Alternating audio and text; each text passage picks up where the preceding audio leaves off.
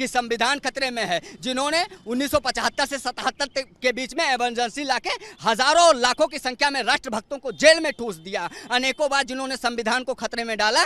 आज जो लोग जुमला फैला के लोगों के अंदर कि आज जो है संविधान खतरे में, ऐसे संविधान कांड लेके स्वयं को बचाने की चाह अपने आप पूरे देशवासियों ने अपनी सहभागीदारिता निभाई। उसके लिए मैं संपूर्ण देशवासियों को माँ सीता का स्वरूप और प्रभु श्री राम का स्वरूप जान प्रणाम करता हूँ, नतमस्तक होकर प्रणाम करता हूँ। रही बात अयोध्या की, तो अयोध्या ने त्रेता काल से ही एक मंथरा को पाल के रखा है और भगवान श्री राम ने उस मंथरा को माँ बोलते थे।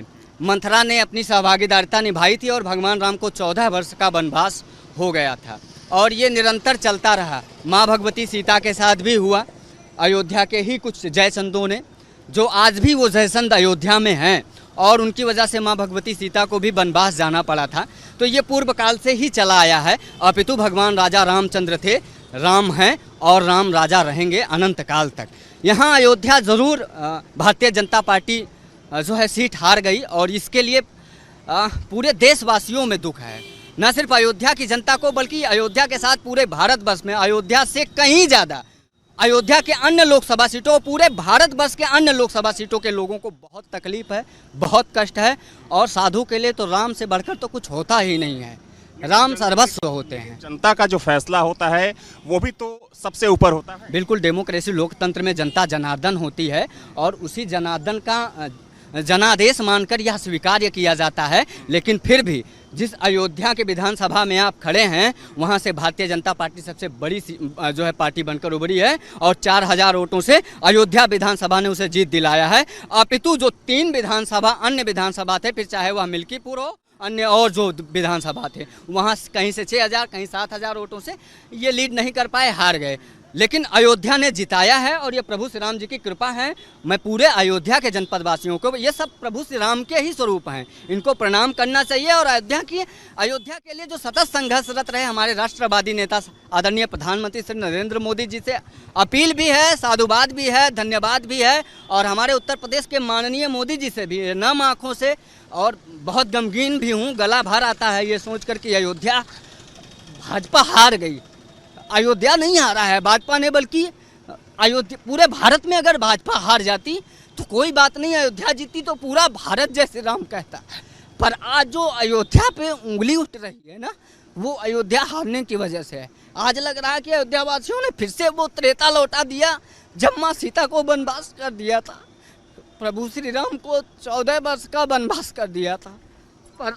पर ठीक है, ये जनादेश है, लोकतंत्र है, इसमें सबका सम्मान होना चाहिए। और मोदी जी तो राष्ट्रवादी नेता हैं, एक साधु, एक संत, जो एक भारतीय परंपरा को समझता है, राष्ट्रीयता को समझता है, उन स्वतंत्रता के सेनानियों की स्वाधीनता को समझता है, जिसने इस भारत में वातावरण स्वतंत्रता का फैलाया था। वरना गुलामी की मानसिकता में तो आज भी भारत उसी गुलामी की मानसिकता में जी रहा है। आज भी जो राम को हराने का काम करते हैं, राष्ट्रवाद को हराने का काम करते हैं, जुमलेबाजी की बात करते हैं, झूठे वादे फैलाते हैं, जो कहते हैं खटाखट पैसे आएंगे, जो कहते हैं राम मंदिर का वो जो निर्णायक फैसला सुप्रीम कोर्ट के माननीय सुप्रीम जजमेंटों ने सुप्रीम फैसला सुनाया उसको बदल देंगे। मैं चैलेंज करके कहता हूँ आज उन तमाम नेताओं को जो 99 का आंकड़ा नहीं क्रॉस कर पाए और मोदी जी पे तीखी प्रक्रिया करते हैं कि अब आप जो है प्रधानमंत्री का पद त्याग दीजिए, जिनका 292 सीट आया और जो 99 भी नहीं क्रॉस कर पाए, जिनके पास बहुमत कहीं दूर दूर तक नहीं दिखती है,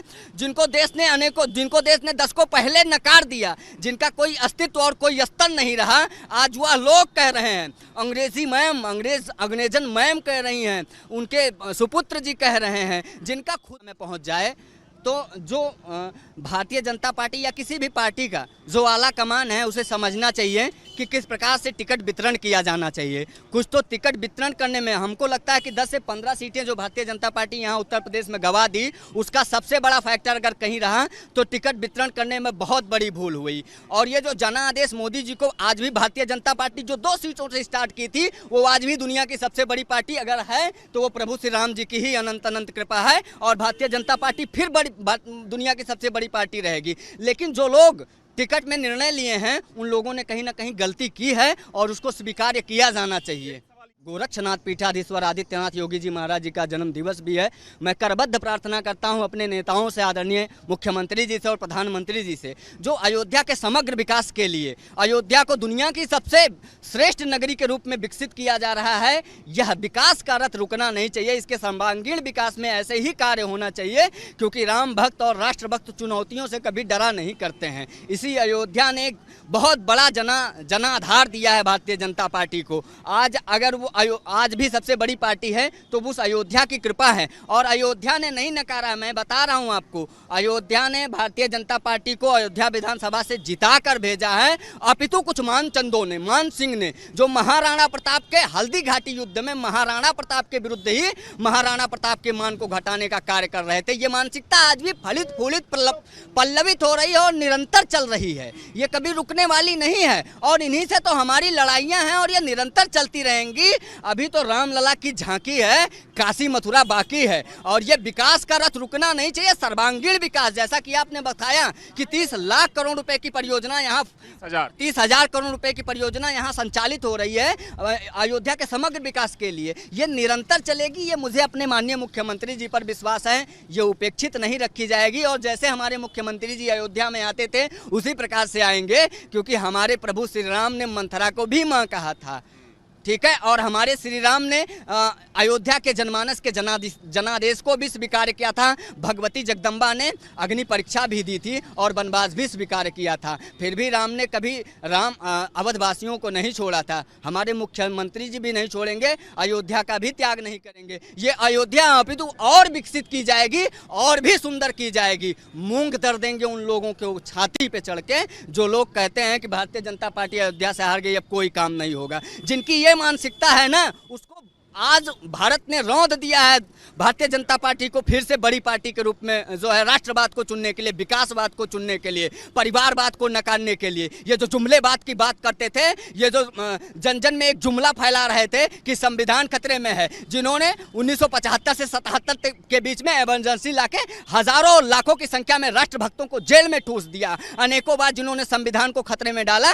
आज जो लोग जुमला फैला के लोगों के अंदर कि आज जो है संविधान खतरे में, ऐसे संविधान कांड लेके स्वयं को बचाने की चाह, अपने आस और अस्तित्व को बचाने की चाह में इतने ओछे और निचले स्तर की राजनीति पे उतर आए कि जनता से यहां तक कहने में नहीं चूके कि इस बार संविधान ही बदल दिया जाएगा। ये जुमला भारत ने नकार दिया है, राष्ट्रवाद को चुना है, और इसीलिए भारतीय जनता पार्टी आदरणीय प्रधानमंत्री जी के नेतृत्व में पुनः जो है भाजपा सरकार बना रही है। प्रधानमंत्री जी हमारे फिर से प्रधानमंत्री बन रहे हैं, और मैं पूरी तरीके से आश्वस्त हूँ और पूरी तरीके से विश्वास में भी हूँ कि जब प्रधानमंत्री नरेंद्र मोदी जी पुनः तीसरे टर्म में प्रधानमंत्री बनेंगे तो वो उसी प्रकार से रामलला के पास आकर नतमस्तक होंगे जैसे वो पहले आते थे। बाकी हमें आज खेद है इसके लिए, मैं पूरी अयोध्या की तरफ से, पूरी आम अयोध्या जनमानस की तरफ से जिन्होंने राष्ट्रवाद को चुना है, हाथ जोड़ के उन सारी अयोध्याओं की तरफ से खेद भी प्रकट करता हूं, माफ़ी भी मांगता हूं। अयोध्या विकास के लिए ललायित है और अयोध्या मथुरा के लिए भी प्रस्थान करेगी, काशी के लिए भी प्रस्थान करेगी, और जो राष्ट्रवाद के लिए चुनौती बने हैं उनका भी अब सर्वनाश तय होगा अयोध्या से।